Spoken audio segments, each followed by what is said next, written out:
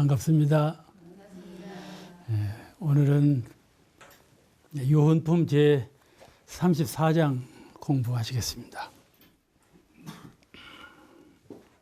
선한 사람은 세상을 선으로 가르치고 악한 사람은 또한 악으로 세상을 가르친다, 이렇게 보셨어요.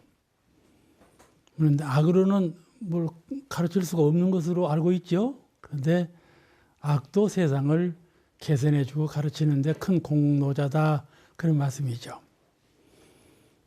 여러분, 세상을 선한 세상으로 보세요? 악한 세상으로 보세요? 뭘로 볼까요? 반반으로 볼까요? 반반은 아닌 것 같아. 우리 인류 사회로 본다면은 선한 것이 훨씬 많은 것 같아요. 왜냐하면은 진급이 되기 때문에 자꾸 진급이 되어 가고 있잖아요. 그러니까는 선한 사람이 많다, 악한 사람보다는. 근데 텔레비전을 보면 늘 악한 사람만 보여줘. 그러니까는 사회를 이끄는 면에서 텔레비전이 역할을 좀 잘못하는 것 같아. 오늘 선한 사람과 악한 사람이 세상을 제도하고 등급을 올리는 데에는 공은 같다, 그리 보신 거죠. 같은 공으로, 공로자로 보아라. 그렇게 해야 좀 불쌍하게 보지. 그렇지 않으면 미워해 버릴 거란 말이에요.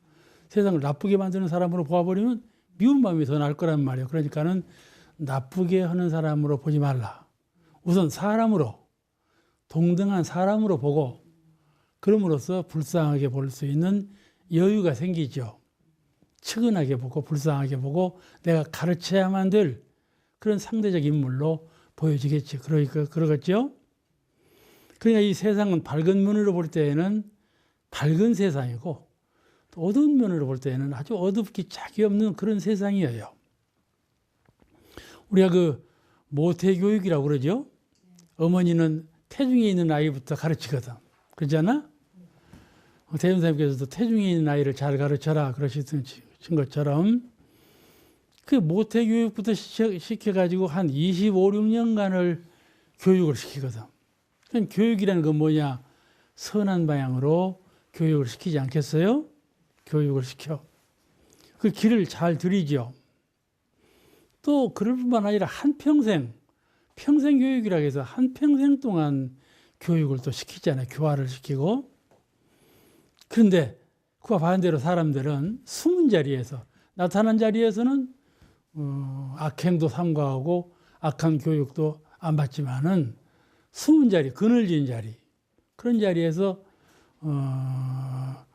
악한 무리 들고 악한 교육을 많이 받아서 악한 인물, 악한 단체가 많이 생성해 가고 있다, 그런 말씀이죠. 그래서 중국 철학에서는 성선설, 성악설, 본래 우리가 타고날 때 성품을 타고났는데 타고난 성품부터가 악이다, 이렇게 보는 견해하고, 타고난 성품은 선인데 악으로 물들었다, 그냥 본래는 성품이라는 건 선한 거다, 본래부터 성품은 악한 거다, 이렇게 보는 두 가지 견해가 아주 뚜렷하게 모습을 나타내고 있어요. 그런데 이 세상을 진화시키고 발전시키는 데에는 선과 악이 고르게 공덕이 있다, 그렇게 보신 것이죠. 우리가 악한 사람을 봐도 참 나는 저래서는 안 되지, 이런 마음이 나지 않아요? 그런 마음 참여시키고, 무엇인가 마음 가운데 뭉클한 그런 반성의 마음이 일게 하고, 저러면 안 되지 하고, 저렇게 가르쳐서는 안 되지, 세상이 저렇게 되면 안 되지 하는 경각심을 일으키지 않아요?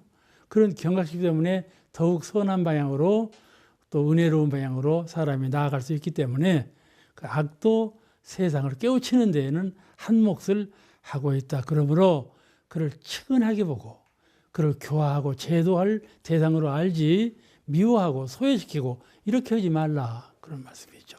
우리 회중 가운데 말을 잘 안 듣는 좀 망나니가 하나 있었어요. 그 대중공사에서 그를 밖으로 쫓아내자 공사를 벌였단 말이에요. 대통령님께서 크게 꾸중하시면서 그가 바깥 세상에 가서 얼마나 나쁜 짓을 하겠나, 그런 사람을 오히려 우리가 교화하려고 회사를 열었는데 그런 사람을 내보내면 쓰는가 하고 꾸중을 내리신 일이 있잖아요. 그와 같이 악한 사람을 우리는 제도할 수 있는 그런 그 자비의 시각으로, 자비의 품으로 안을지언정 그를 도외시하는 그런 다른 마음을 갖지 말라, 이런 교훈이셔요. 선과 악이 세상을 진화시키는 공을 서로 갖다 하신 점을 우리는 잘 봐야겠어요.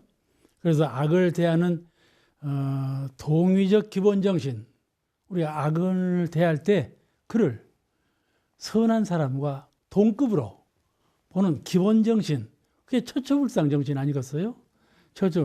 상하죠. 물질 같은 것도 불상으로 보라 하였거늘 사람을 어떻게 부처님으로 안 보는가 말이죠. 내가 부처의 성품을 오득한 분은 부처밖에 없어. 아시겠죠? 선을 닦으면 선의 아주 깊은 경지, 아주 황홀한 경지에 돌입하면 한 세계가 열리는데 그걸 극락이라 그러고 그걸 지선이라 그러고 이론상이라 그러지 않아요? 그런 세계에 도달하면 하나이지 둘이 아니에요. 아시겠죠? 그림자 없는 태양이요. 이런 빛이 그림자가 없어. 그건 절대 광명이라 그러는 것이에요. 그렇기 때문에 둘로 나누어지지 않았어. 그런 안목을 갖게 돼요. 그걸 견성이라 그래요. 자기의 성품을 본 분은 세계가 하나 세계가 아니고 마음이 한 마음이에요. 그런 세계밖에 없어. 그걸 오득하는 것을 성품을 보았다, 성품을 깨달았다, 그렇게 말을 해요. 이런 안목으로 우리가 세상을 보고 나를 비추어 봐야 되겠어요. 동의적으로 같은 급으로 보아준다, 그런 말씀이죠. 그래야 성불재중이 되지요. 성불하면 동의적으로 알아. 그래서 재중사업을 벌리는 거예요. 그래야 자비심이 나오는 거란 말이죠. 그러지 않겠어요? 그죠? 우리가 세상을 악으로 보는 견해에 세상을 악으로 보는 그런 견해가 있죠. 그것을 도피한. 그래서 이 악한 세상이니까 여기를 저쪽 세상으로 건너가 버리자, 이렇게 말을 하거든. 그 옛날 종교가 그래서 우리 이 세상에 많은 종교가 동서양에 있지만은 그 동서양의 그 기본 사조를 보면 이 세상은 악한 세상, 전락한 세상. 그러니까 이 세상을 버리고 저 세상으로 건너가자, 이리 가르친단 말이죠. 그런데 그 전락한 세상이라는 것이 왜 전락했는가 하고 기본적인 원인은 마음에 있다, 이 말이에요. 세상에 있지 않고. 그죠? 마음에 있을 뿐이지 절대로 세상에 있지 않아요. 그거를 옛날에는 세상에 있는 것으로 보도록 만드는데 왜 그랬는가? 그거는 부처님께서 아직 깨닫지 못하셔서 그런 것이 아니고 예수님께서 모르셔서 그런 것보다도 모든 대중이 그 법을 받을 만한 근기, 모든 인류 문명이 그런 수준 문명에 도달하지 못했어요. 그때 문명은 아주 문명이 너무 낮았어요. 그러나 요즘은 얼마나 정신 문명이, 과학 문명이 발달했습니까? 진급되었다, 그 말씀이죠. 그러므로 옛 법으로는 이제 통하지가 않아요. 통하지가 않아. 그 옛날에는 비유담으로 많이 종교적 신앙심을 고취했지만은 지금은 비유로는 안 돼. 비유로는 안 되는 세상이 되었어요. 그래서 우리가 그 1차 대전, 2차 대전을 겪음으로써 오늘날 평화가 왔지 않아요. 유엔이라는 것이 생기고 평화 공약이 생기고 서로 불침하자는 약속이 생기고 그러지 않았어요? 옛날에는 힘만 강하면 의뢰의 그냥 다른 나라를 침략해서 통일세계, 일본이 전 세계를 일본으로 만들겠다, 이런 독일이 전 세계를 독일로 만들겠다고 하는 그런 통일적인 야욕을 가졌었죠. 그러면 지금은 어찌 그런가요? 국경은 국경대로 있고 언어는 언어대로 있고 민족은 민족대로 있으면서 하나로 넘나드는 하나된 세계, 나와 너가 그냥 매주 뭉치듯이 하나로 뭉칠 수는 없잖아요. 나는 너는 너대로, 나는 나대로 있으면서 그 지향하는 방향이 하나로 간다면 그게 평화세계 아니겠어요?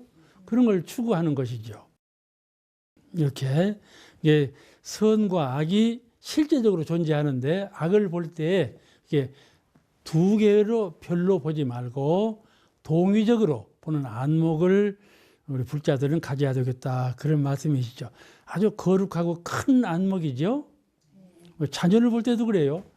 처음부터 말을 안 들어. 부모 말을 안 듣고 부모가 이리 가라 그러는데 자꾸 저쪽으로만 가는 거예요. 저쪽으로만. 그러면 처음에는 자꾸 다스리다가 나중에는 싫어. 그놈만 보면 싫어. 아들이지만은 나중에는 미워져 버려. 미워져 버려. 그럼 어떻게 되겠어요? 아들은 아들대로 가버리지. 부모는 부모대로 나와버리죠. 그렇게 그런 가정이 이루어지는 것이죠. 그러니까는 자비심을 내려면 참 밝은 지혜가 있어야 돼요. 예? 이 상대를 떠나는, 나와 너의 차원을 떠나버리는 그런 초월적인 지혜가 있어야지. 아주 그 깊고 폭넓은 그런 밝은 지혜가 있어야 그게 돌려가는 것이지. 그냥 생각으로 되는 것이 아니야. 우리가 이날 지금 이 자리에 모여서 공부하는 것도 그런 지혜를 밝히기 위해서 지금 모여 공부하는 것 아니겠어요? 지혜를 자꾸 밝혀야 그런 폭넓은 마음이 심도 깊은 정신이 쏟아나는 것이다. 그 말씀이죠. 그래서 악인을 배타하거나 소유하지 말고 훈훈한 감화로 한 울 안에 안을 수 있는 자비로 교육을 해야 한다. 그런 말씀이죠. 우리 불가에 통만법 명일심이라는 말씀이 있어. 이 화엄경의 말씀인데 통만법 명일심, 만법을 두루 통하여 한 마음을 밝히라. 우리가 세상을 살지 않아요? 그럼 부부간에 살기도 하고 부자간에 살기도 하고 이웃간에 살기도 하고 짐승하고도 같이 살고 초모하고도 같이 사는데 태양하고 일월하고도 일월 성신하고 같이 살지 않아요 다. 그런데 그 모든 것이 유정이나 무정이나 간에 객관인 거거든요. 나 밖에 있는 것이요. 그렇지 않아요? 나 밖에 있는 거예요. 그 나 밖에 있는 것을 대할 때 오직 내 마음을 밝히는 공을 쌓으라 그 말이에요. 왜냐하면 내 마음밖에 없어. 세상은 내 마음밖에 없는 거예요. 그러므로 내 마음을 밝히지 아니하면 안 된다 이 말이에요. 내 마음을 밝혀야 이론상이 되고 이 우주만유와 이론상으로 하나 되기 때문에 내 마음을 밝히는 것이 가장 중요한 공부이고 우리가 인생으로 태어나서 오직 할 일은 그거 하나뿐 마음 밝히는 일 그뿐 아무 일도 없는 거예요. 아무 일도 다른 일이 없는 거예요. 그렇잖아요. 오늘 이 자리에 박사님도 계시구만. 박사도 소용없어. 그렇지 않아. 그죠? 그래서 불가의 통만법 명일심 화엄경에 그런 말씀이 나오는데 우리 대명사님께서 이 본문을 많이 응용하셨어요. 이 세상은 선과 악으로 나누어지고 순역, 순경, 역경. 역경 당할 때 그 고통은 말할 수 없는 거예요. 사람한테 역경이 돌아올 때. 순경은 좀 무난하지만은 순경도 잘못하면 그냥 순경 때문에 마음이 어지러워지고 마음이 혼탁해지고 마음이 그냥 물들어가지고 아주 고를 받는 사람이 또 많아요. 요즘 우리는 선과 악, 순과 역, 시와 비. 뭔 일 하나만 해도 시비가 많지 않아. 그죠? 시비가 꼭 따라붙어. 시와 비. 이렇게 선악, 순역, 시비를 막론하고 한마음 밝히고 깨닫게 하라. 그런 말씀이에요. 이 선악과 시비와 순역이 이렇게 서로 교차하는 이 세계에서 오직 할 일은 한마음 밝히는 그 길 하나밖에 없다. 그런 말씀이거든. 그래서 악한 사람을 대할 때나 거슬리는 경계를 접할 때나 사리에 맞지 않는 수장. 어떤 사람이 말을 하는데 가만히 들으면 사리에 안 맞아. 그걸 그냥 강하게 또 주장을 해요. 그냥 내세워. 아이고, 그럴 때가 참 많거든요. 세상을 살 때는 사리에 맞지 않는 말하는 사람, 사리에 맞지 않는 주장하는 사람 참 많아요. 사리에 맞지 않는 행동하는 사람. 그게 첫눈에 거슬리거든, 그런 사람은. 그래서 악한 사람이나 거슬리는 경계나 사리에 맞지 않는 그런 주장을 당할지라도 항상 그를 위해 자기를 깨우치고 상대방을 불쌍하게 여기고 도우라. 그런 말씀이죠.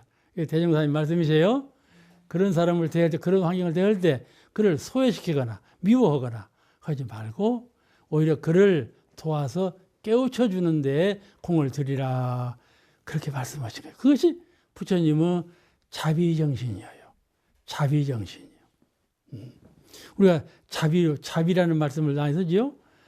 기독교는 사랑이라고 그러지만은 사랑이라는 말은 조금 잘못 가는 경우가 참 많아. 자비는 잘못 가는 경우가 없어. 자비는. 그리고 좀 차이가 나요. 불교는 자비라고 그러고 원불교는 은혜라고 그러고 기독교는 사랑이라고 그러는데 똑같은 말이요. 사실은. 그런데 사람들이 그 말을 이용하고 활용할 때에는 많은 차이가 나요. 사랑과 자비와 은혜는 차이가 나. 그러니까 대부사님께서 자비정신을 주장하신 거예요. 아주 은혜정신을 주장해요. 그래서 우리가 고통받는 대중한테 전화를 받을 때 기독교에서는 사랑의 전화라고 그러고 불교에서는 자비 전화라고 그러고 우리는 은혜 전화라고 그렇게 받고 그러지 않았어요? 조금 뉘앙스라고 그럴까. 내가 영어를 못하지만 영어를 쓴다면 그런 거 좀 차이가 나. 이걸 또 구체적으로 설명하려면 내가 할 수는 있지만은 지금 하는 시간이 아니니까 그렇지만은 자비와 은혜와 사랑은 분명한 구별이 있어요. 분명 구별이 있어요. 우리가 명심보감에 또 이런 말씀이 나와. 선악 개오삭. 선과 악이 다 나의 스승이다. 그죠? 악을 보고도 배우고 선을 보고도 배운다. 그런 뜻이죠. 지혜롭고 현명한 사람은 자기를 위하는 사람은 참된 자기를 진급시키고 참된 자기를 열고 밝게 하고자 하는 사람은 선악을 다 볼 때 전부 다 스승으로 삼는다. 그런 말이에요. 얼마나 지혜롭습니까? 그래야 되겠죠?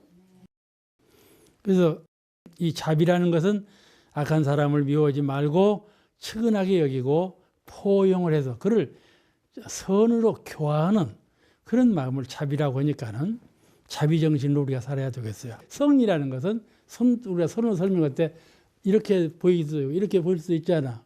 손등과 손바닥 함께 보일 수는 없잖아. 그죠? 손바닥을 말해도 손등을 알 줄 알아야 하고 손등을 말해도 손바닥을 알 줄 알아야 그 성품을 본 사람이야. 성품은 양면성을 가지고 있어. 알겠죠? 우리가 이론상의 진리 배우죠? 이론상의 이게 진공, 공정유의 광명, 그다음 묘유, 양면성이죠? 양면성을 한꺼번에 볼 수 없어. 함께 보인 거지, 이론상이야. 근데, 그러니까는 바람 부는 대로 간다. 그러니까는 뭐라고 내가 한 마디를 딱 때려서 작은 걸 채워야 돼. 알았죠? 손등을 말하면 손바닥도 봤냐? 그래야 하는 거야. 그런데 머리에 딱 떠오르더라니요. 뭐라고 말해야 되나? 안 떠올라. 그냥 우세를 해버린 거야. 아무 말도 못했지. 아무리 생각해도 생각이 안 나서 조실 스님한테 가서 물어봤다는 거예요. 조실 스님이 뭐라고 대답하면 천하 대답이 간단하다. 그런 대답 하나 못했냐? 뭐라고 할까요? 바람 안 불 때는 어디로 갈래? 그래. 아, 참 그럴 걸 그랬구나. 이제 그때서 알아들었어. 이제 그 다음 날 이제 그 공양조 나가기만 바랐어. 나가기만 해봐라. 거누고 있었어. 아, 용케 며칠 만에 나가. 공양 스님 어디가? 그러니까 그날은 두부 사러 가오. 그래도 할 말이 없잖아. 아니 두부 사러 간다 하니 할 말이 있어야지. 그래 또 우세를 또 했어. 그게 평범한 말이 아니다 이 말이야.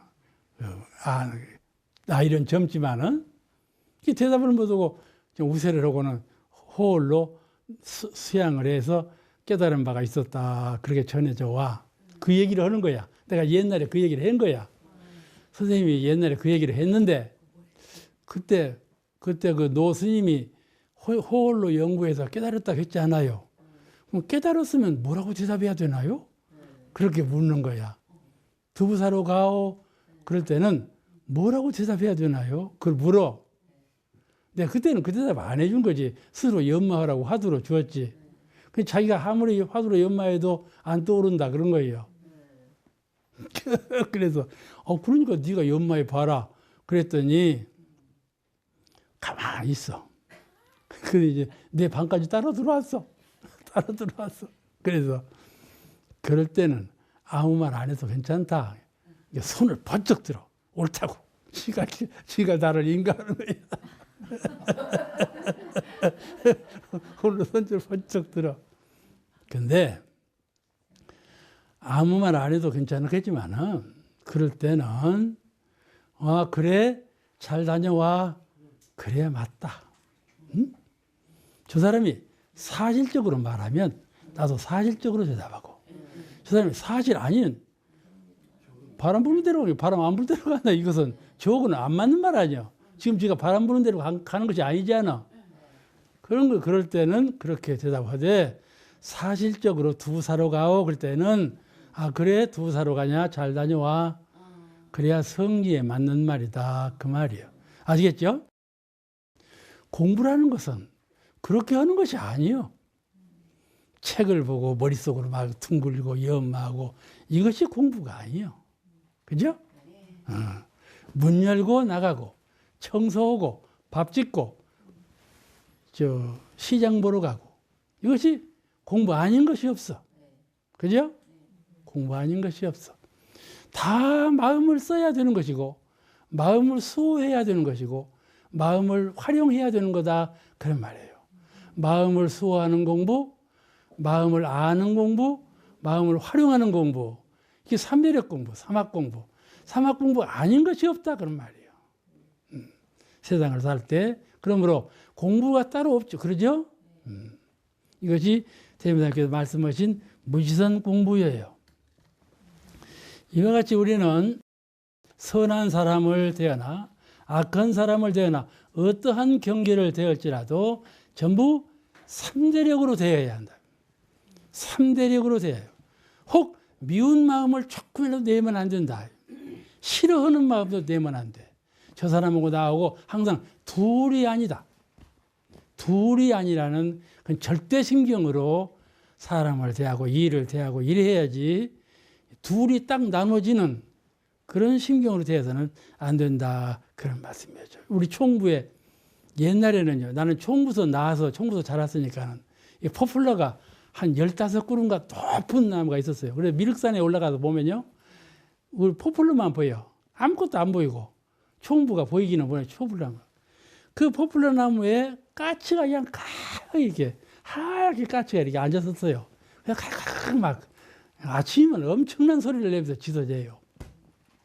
그런데 내가 이제 배산을 가면서 농부 하나가 시름에 젖어 있어.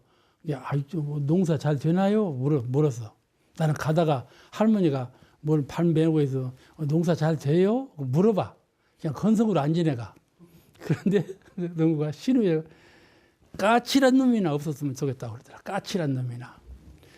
까치가 어디서 살까요? 보니까 저 위에 큰 소나무가 엄청난 큰 소나무가 하나 있어. 그 산하고 좀 떨어져 갖고 거기에 까치 둥지가 있는 거야. 그래서 거기 살면서 내려와서 콩 집어 먹고 팥 집어 먹고 다 집어 먹는 거야. 심은 어느 데 집어 먹어버려. 침을 수가 없어. 그러니까 저놈의 까치를 없애버려야겠네. 어쩔 방도가 없다고. 그러더니 그 소나무 아래를 이렇게 톱으로 살살살살 틈을 내버렸는가 봐. 소나무가 차차 죽어버리는 거야. 죽어버리니까 그 둥지가 딱 드러나고 까치하고 못 살게 돼버렸어. 그래서 나중에 누가 비워버렸더만.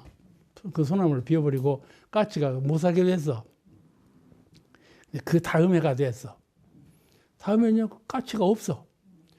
까치가 없가지 그 뒤에는 바로 동산인데 동산에서 까치가 날라오는 거야. 까치가 날라와. 또 죽어먹어. 그 소나무 죽여봤자 아무 소용 없어. 저쪽에서 날라오니까. 그 내가 하는 말이, 아저씨, 그러지 말고 다른 사람 다 그렇게 하더만 비닐을 싹 씌워버려.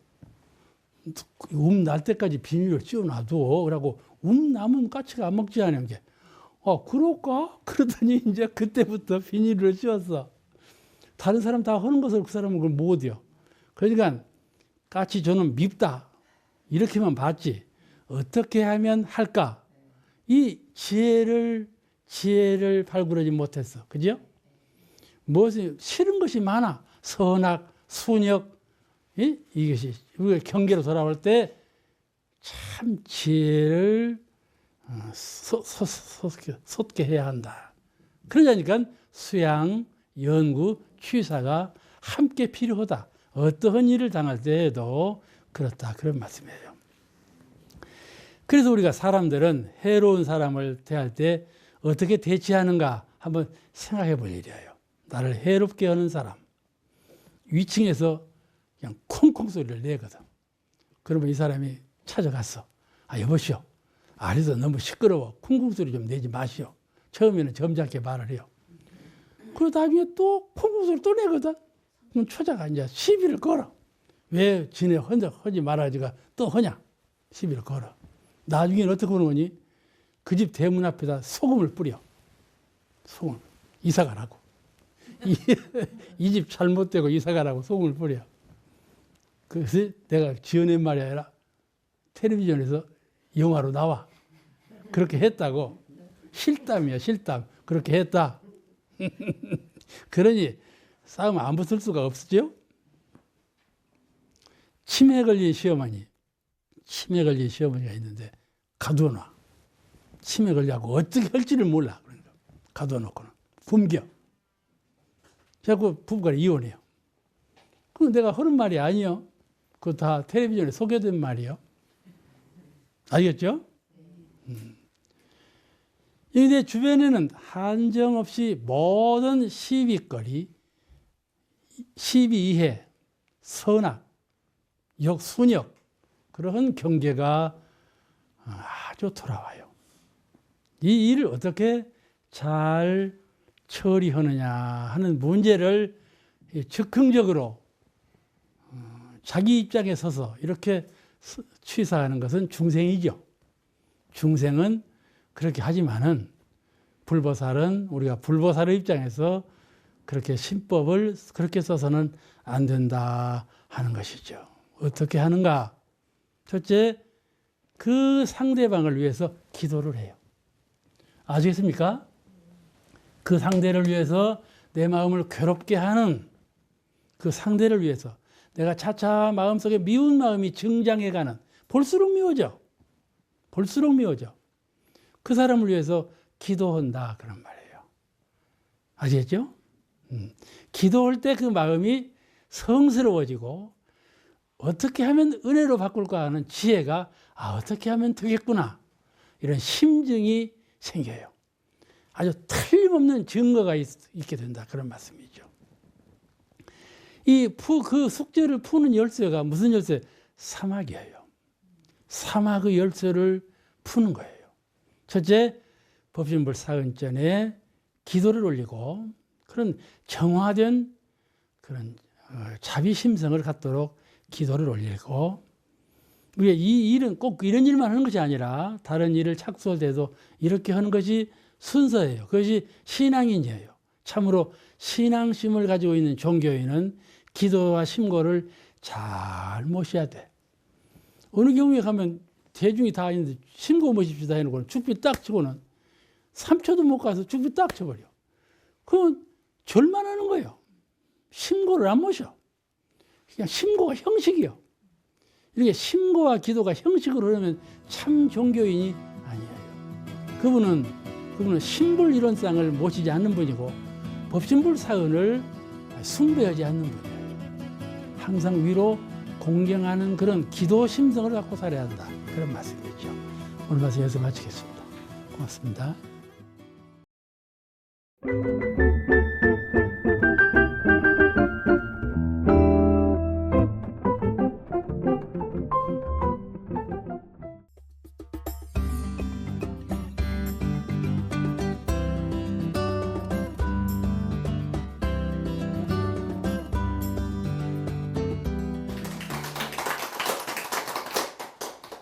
반갑습니다. 다음에 35장 공부하시겠습니다. 이용하는 법을 알면 버릴 것이 하나도 없다. 우리가 그 이론상 서원문에 은생어해, 해성어은 이 대문 잘 해석하시죠? 이 대문을 잘 깨달아야 돼. 어째서 은생어해, 해성어이라고 은혜는 해에서 나온다 했을까? 은혜는 해에서 나오고 해는 은혜에서 나온다. 물론 은혜에서 은혜가 나오죠. 그런데 해에서도 은혜가 나온다 이 말이고, 또 해는 해에서 나오는데 해는 은혜에서 나온다 이렇게 말씀하신 것이에요. 이것이 모두가 다 일체유심조 불가의 가장 핵심적인 교법인 일체유심조 모든 것은 마음의 작용에 의해서 된다. 이 원리의 바탕에서 하신 말씀이신데 3대 밭에 육모초가 있어요. 3대는 키가 커. 육모초는 키가 큰 것이 아니에요. 근데 3대 밭의 육모초는 꼭 3대 같이 커. 쭉 커올라. 똑같이 커올라. 네, 그래서 사람들은 이제 육모초를 이제 내버리죠. 그런데 육모초 이것은요, 육모초대로 쓸모가 있는 거예요. 그죠? 여름에 배탈 나봐요. 육모초 이상 가는 약이 없어요. 그죠? 3대는 3대대로 쓸모가 있고, 육모초는 육모초대로 쓸모가 있다. 그런 말씀이죠. 그러니까 이용하는 법을 알면 버릴 것이 하나도 없어. 저 요새 들에 가면 피는 솟아있고 나락은 뚝 굽어있고 그러고 보이거든. 보기 싫은 것이 피야. 피 많은 노는 저 농사꾼 게으르다. 게으르다. 요새는 그걸로 게으르다 말을 모두 전부 기계가 가는 시대이라. 이제 언제는 또 피가 암에 낫는다는 말이 나올 거야 아마. 그러면 또 이제 피를 숭상할 거예요. 저기 저 옛날에는 말이요, 무밭에 가면은 무 잎은 다 잘라서 무 잎은 다 내버렸잖아요. 지금 말이죠, 무 잎만 잘라가고 무는 놔도 밭에다 놔둬버려. 용도가 달라져 버렸어. 이제 실하기가 더 비싼 거야 무보다. 그러니까는 실하기만 잘라가. 그 사용체 용도에 따라 다르잖아요. 그러죠? 가치관이 달라. 값어치가 달라져. 그와 같이 무엇에 의해서 그 값이 달라지는가 하면은 몸이 아니라 마음이다. 그런 말이에요. 마음에 의해서 그 용도가 값이 달라져요. 그거죠? 그래서 우리 용신법이 나오는 거예요. 제가 아주 옛날부터 들은 얘기지만 독사의 독, 사은을 설명할 때 내가 이 얘기를 많이 썼어. 독사의 독. 독사가 물으면 독이 나오잖아. 독사는요, 탁 물을 때 이빨이 안으로 구워지면서 그때 독이 나온대. 평상시에는 독이 안 나와. 평상시에 독이 나오면 저도 죽어. 지 독으로 지가 죽어요. 그래갖고 독사가 자살을 하려면은 독사가 지 꼬리를 깍 물어버린대. 그러면 독이 나오고 자살은 않겠지만은 그렇게 생겼대. 생리적으로 그렇게 생겼대요. 근데 그 독사의 독은 무엇이 독사의 독이 되냐면 단백질이래. 단백질이 농축되면 독사의 독이 된다. 그러거든. 단백질도 여러 가지 종류가 있는가 보더만. 그러니까는 그 용도에 따라 달라지는 것 아니야? 어? 독으로도 쓰고 단백질로도 쓰고 그런 것 아니겠어요? 단백질도 독으로 쓰려면 독으로 쓴다. 우리 저 신도영 우리 그 도반이 옛날에 열반하셨거든. 근데 단백질 주사를 맞은 거야. 서울로 강의하러 가려고. 근데 그 단백질이 요 주사 속에 들어가고 부작용을 일으켜버렸어. 이것이 독사하고 독같이 돼버렸어. 그래가지고 온몸에 그냥 온몸이 검어지면서 이렇게 열반했잖아요. 그런 것처럼 쓰임에 따라 달라지잖아요. 이것을 우리 불가에서는 만법 선용하라 그렇게 가르쳐요. 만법이라는 것은 물질도 만법이고 생령, 유정도 만법이고 부처님께서 가르친 법도 만법이고 모든 것을 만법이라 그래요. 근데 우리 불가에서는 만법 그러면 일체 유정무정 천지 만물을 가르칠 때 만법이라 그렇게 표현을 해요. 아시겠죠? 만법 그러면 모든 법 이렇게 되는데 그 의미는 일체 만물 그런 뜻으로 불가에서 많이 쓴다 이렇게 알으셔야 돼요. 그래야 만법이라는 말이 나오지 않아요? 그럴 때 그 만법에 대해 이해할 때 그렇게 이해하시면 좋아요. 근데 만법 선용이라는 말이 있거든. 모든 것을 이 마음이 선용한다. 선하게 은혜롭게 활용해 쓴다. 그런 말이에요. 만법 선용. 그러니까는 사람도 물질도 경계도 분별심, 생각, 아시겠죠? 그 생각도 모두가 다 선용하면 은혜가 나온다 그런 말이에요. 내 마음도 여러 가지 생각이 나요. 그죠? 생각이 여러 가지 생각나는 거 아시죠? 그 여러 가지 생각을 선용한다. 선용해. 이 분나는 마음이 있어요. 우리 신분의성할 때 그 우리 이제 분은요 썩낼 분자예요. 그 왜 썩내라겠냐? 그 분낼 분자로 쓰지 왜 썩낼 분자를 썼냐? 그렇게 말하는 분이 있어요. 그건 좀 고쳐야 할 것 같아요. 고쳐야 할 것 같은데 기왕에 그렇게 됐으니까 그거는 썩낼 만큼 분발해라 그런 말이에요. 그죠?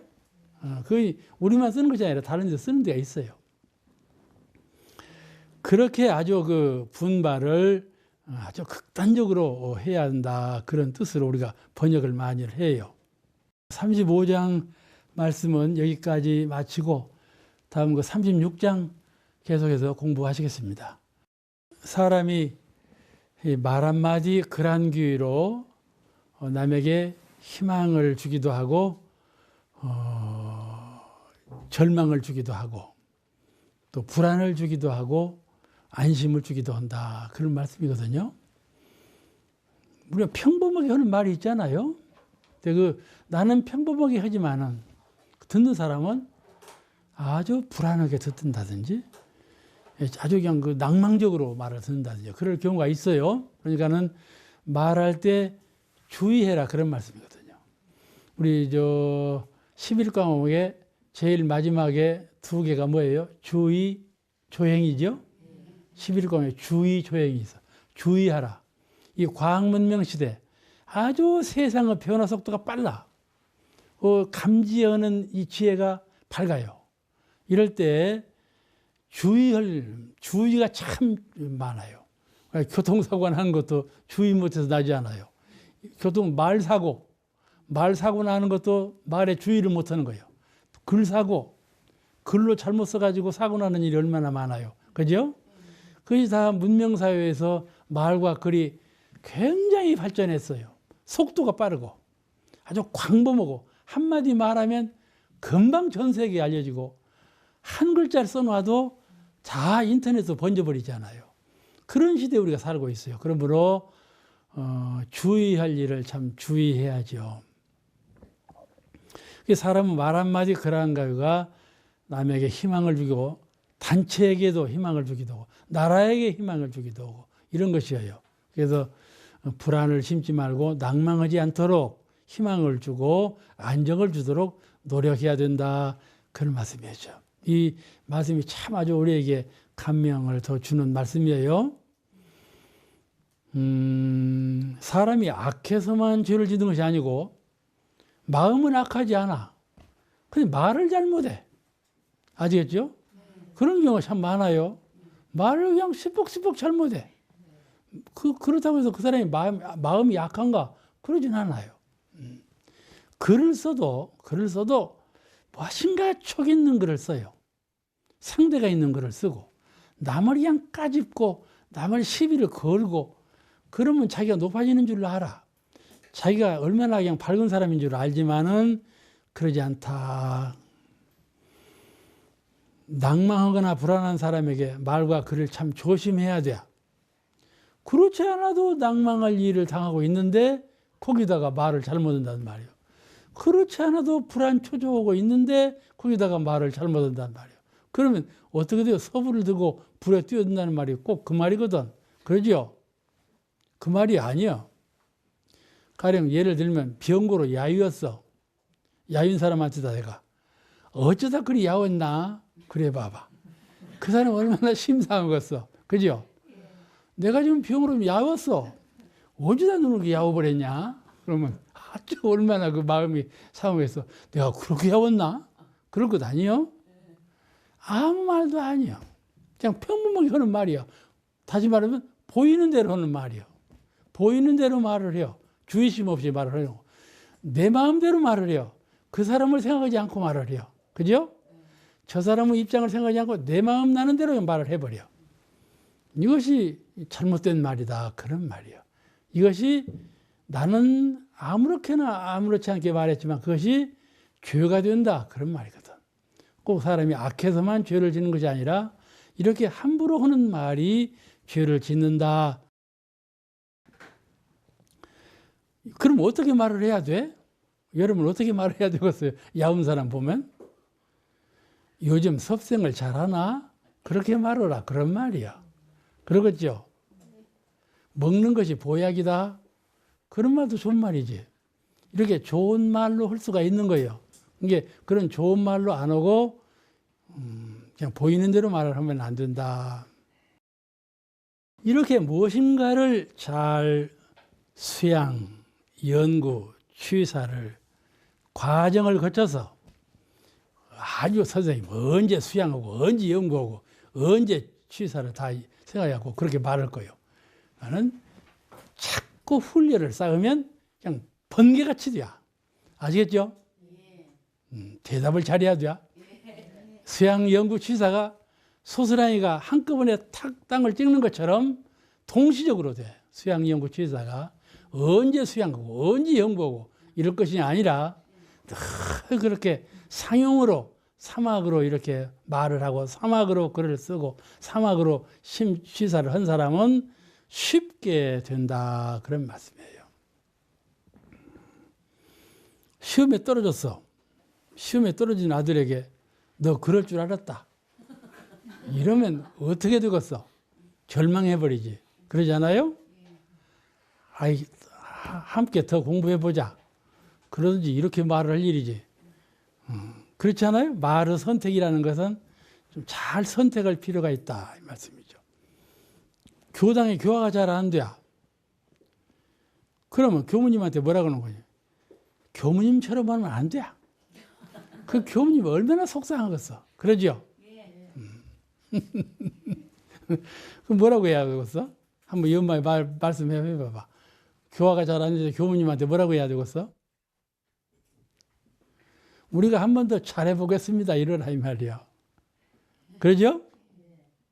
이 대답 작은 것 좀 봐. 공감대가 형성이 안 되니.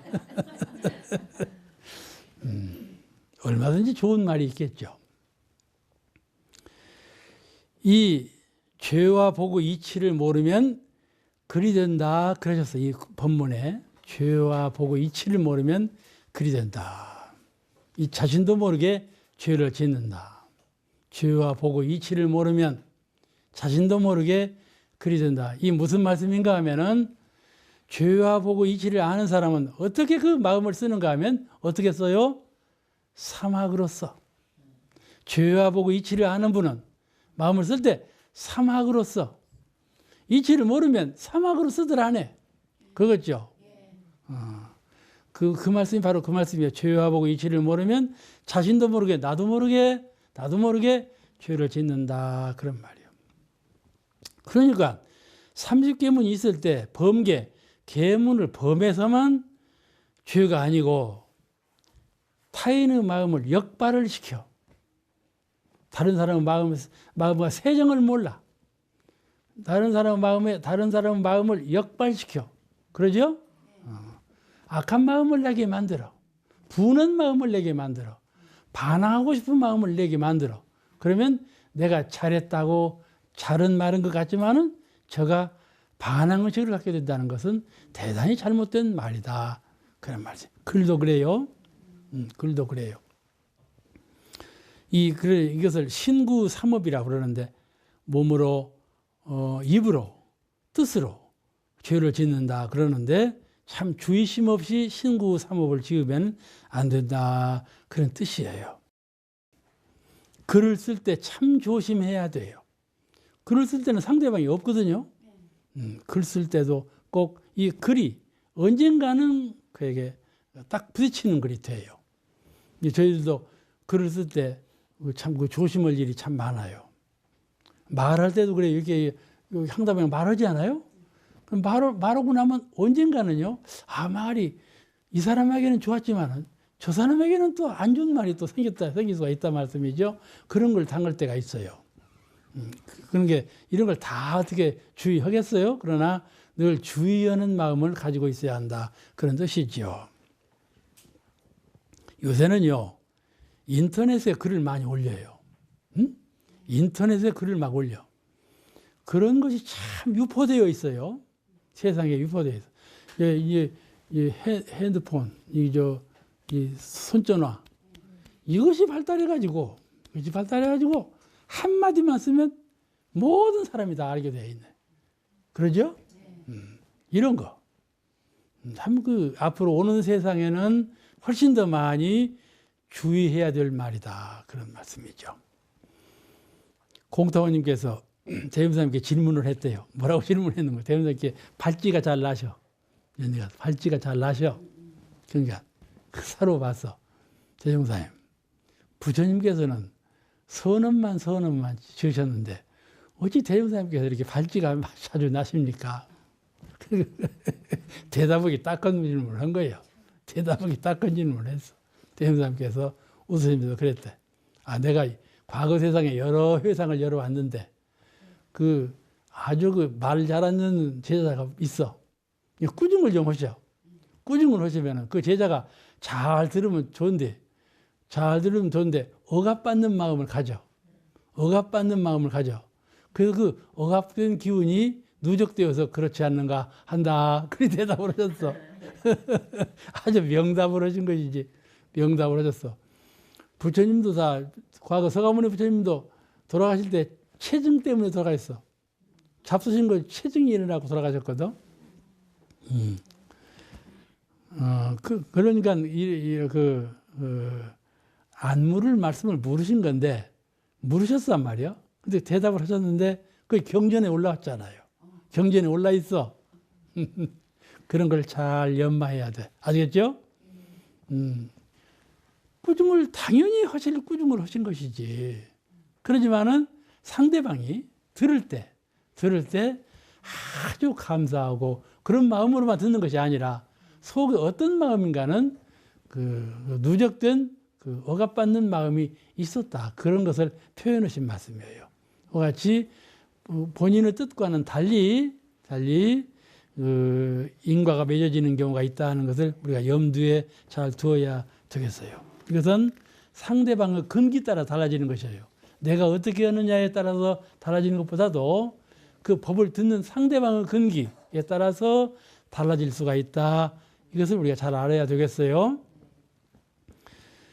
불타께서 하신 법문 가운데 중아함경에 이 말씀이 있다고 그래요. 나는 이 송천은 교수, 용산 송천은 원로교무님께서 종교와 원불교라는 저서를 내셨는데 그 저서를 읽은 가운데 정말 저한테 저서를 이거 읽어보라고 주어서 제가 탐독을 했는데 거기에 이런 말씀이 나와요.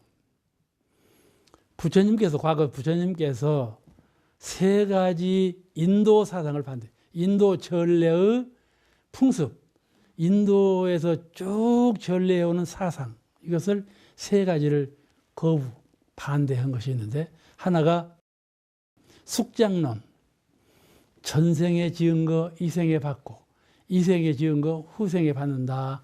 이 숙장론. 아시겠어요? 숙명론이에요. 이생에 받는 것은 모두 전생에 지은 거다. 후생에 받는 건 모두 이생에 지은 거다. 이렇게 업이 딱 정해진 것. 이렇게 하는 것을 반대하셨다. 응? 잘하셨어. 사실은 어제 지은 것 오늘 받고 오늘 지은 것 내일 받기도 하고 금방 전에 지은 것 금방 받기도 하고 그렇지 않아요? 이렇게 3세를 통해서 어느 시간적으로 딱 끊어갖고 여기서 여기까지는 여기까지. 다시 말씀드리면 이 새 몸을 받을 때에는 전생에 지은 업으로 새 정신을 받았다.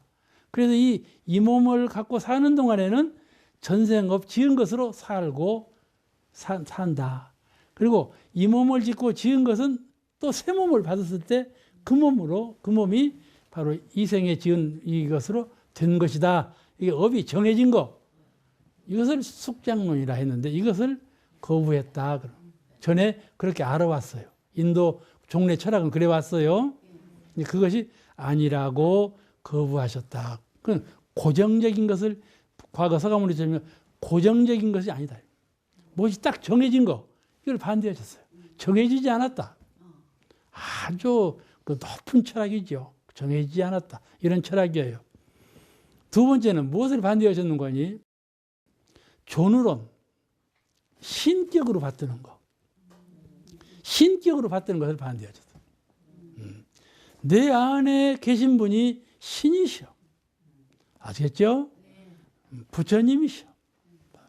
내 안에 나가 본래 부처님이시다 말씀이에요. 그 부처님은 한계가 있는 부처님이 아니고 상대를 짓는 부처님이 아니셔요. 내 안에 마음 부처님은 한계가 없어요. 응? 이 우주하고 둘이 아닌 부처님이셔.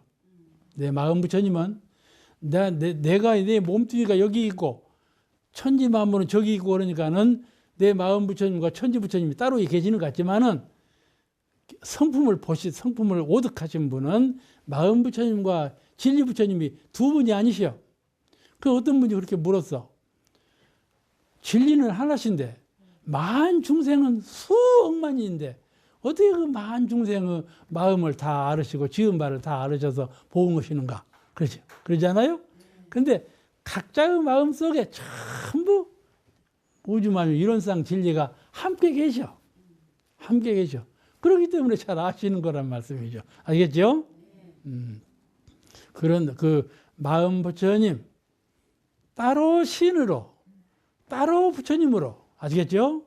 부처님을 신봉하더라도 나 밖에 따로 계시는 부처님 그런 부처님을 신봉하지 않는다 그런 말이에요. 존으로 숭배하고 위로 바치는 그런 신을 존경하지 않는다. 그렇게 부정하신 거예요. 그러니까 그 사녀가에 부처님 위에 계시니 그 말씀 있죠? 부처님 위에 계시니 그 부처님은 위에 계시고 아래 계시고는 부처님이 아니고 내가 신앙인으로서 수행자로서 섬기는 부처님이셔요. 응? 그런 부처님이시지 위에 따로 계시는 부처님이 아니시다 그런 말씀이에요. 우리 불교는 깨달음의 종교예요. 아시겠죠? 믿음으로만 가는 종교가 아니고 깨달음으로써 이루는 종교, 부처님 되는 종교예요. 그러므로 이 진리관, 깨달음을 참 중시해야 돼요. 아, 이렇구나 하고 목매한 정신을 부숴버리고 밝은 부처님 말씀으로 깨쳐야 돼. 그래야 그 이치를 통할 수가 있어요. 그 세 번째는 무인, 무연론을 배척하셨다 그래요. 무인, 무연론. 이것은 이제 우연으로 되는 거다. 가령 인도 진화에 해일이 일어나서 수만 명이 죽었잖아요. 그때 한꺼번에. 그 이것을 인과로 어떻게 설명할 거예요? 응? 인과로 설명하기 대단히 어렵잖아요. 이번에 우리가 망월이 금방 꺼져갖고 16명이 한꺼번에 죽었지? 그것도 그러면 16명이 한꺼번에 꼭 죽을 죄를 한꺼번에 지었냐? 이렇게 질문을 할 거예요. 인과를 믿고 있는 분은 그 인과로 설명해보라. 이럴 거란 말이죠. 그러죠? 이런 모든 문제가 인과하고 결부가 돼요. 모든 것이 다 인과로 되었다. 그러니까. 그럴 때 이런 문제를 어느 시기에 그 16사람이 꼭 그렇게 지었다. 이게 현실적으로 설명이 되겠어요? 설명이 안 되는 거다. 그 말씀이죠. 이런 문제는 원리적으로 깨닫는 것이에요. 근원적인 그 사실적인 세계라 하는 것은 그보다 더 어려운 숙제 같은 일이 터졌어도 그는 원리에서 되어진 것이지 원리 밖에 되어진 것이 아니에요. 아시겠죠? 이 우주만유 모든 사실적인 현실적인 세계라 하는 것은 그 근원적인 진리, 원리에 의해서 되어진 것이지 나타난 것이지 그 하나도 원리에서 벗어난 것이 없다 그런 말씀이에요. 그 원리를 깨쳤을 때 우리는 심령의 세계, 내 성품의 세계에서 인과 보응의 원리를 깨달았다 그런 말이에요. 아, 이것이 음양상승의 원리로 이것이 인과의 원리로 되었구나. 우주만유가 형성될 때부터 하늘이 조판되고 땅이 만들어지고 그 안에 생명이 살게 된 이 우주만유 조성 자체가 음양상승 인과로 근본적으로 되었다 그런 말씀이죠. 이런 근본 원리를 투득한 바는 현실 세계에서 아무리 설명이 좀 어렵다고 하더라도 그건 다 인과에 의해서 된 거다 그런 말씀이죠. 그러므로 이 말은 무연론이라는 것은 우연으로 된 거다. 그렇게 설명하는 거야. 이 세상이라는 것은 우연으로 된 것이지 무슨 꼭 지은 바가 있어서 결과적으로 받는 것은 아니다. 이렇게 보는 견해예요. 무연론. 이 말은 그러므로 이걸 부처님께서 반대한 것이죠. 무연론이 아니라 인과 인이 연을 만나서 과를 이룬다. 그런 인과 원리로 된 거라 이렇게 확실하게 정론을 지으신 것이죠. 이거는 성품을 오득해서 오득한 견해로 하신 말씀이 그냥 경험으로 하는 말이 아니고 이 세 가지를 반대하셨다 그러는데 오늘 그 말 한마디, 글 한귀, 또 심신작용의 모든 면에서 참 주의 있게 인과에 위배되지 않도록, 인과에 매하지 않도록, 아시겠죠? 인과에 매하지 않도록 이 내 하는 지금 이 하는 말이, 지금 쓰는 이 글이, 지금 이 하는 행동이 인과에 매하지 않도록 심신작용을 잘 써야 한다. 그런 말씀이죠. 오늘 말씀 여기서 마치겠습니다. 고맙습니다.